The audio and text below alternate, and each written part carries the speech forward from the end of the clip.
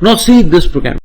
See, you define x as a global variable, right? You are invoking compute method by writing global x. You told the Python that I'll be using the variable which is globally defined. That is, I'll be using x equals 0 here now.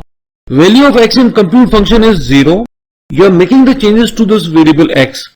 That means these changes will be seen by other methods also and by the main function also, right? So the value of x has become 5. You added 5 to the value of x. You are going back to the main function. Here if I write print the value of x, it will display 5.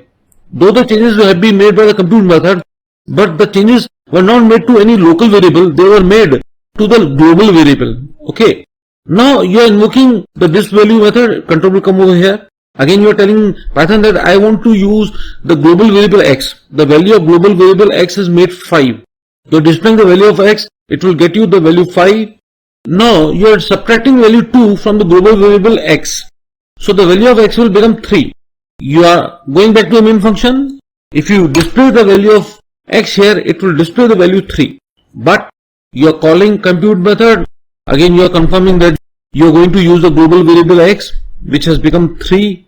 Value of x in compute function is 3. You are adding 5 to 3. So the value of x will become 8.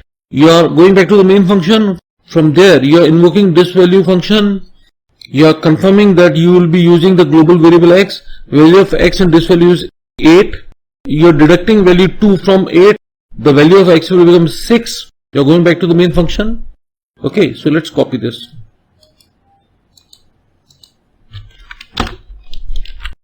See.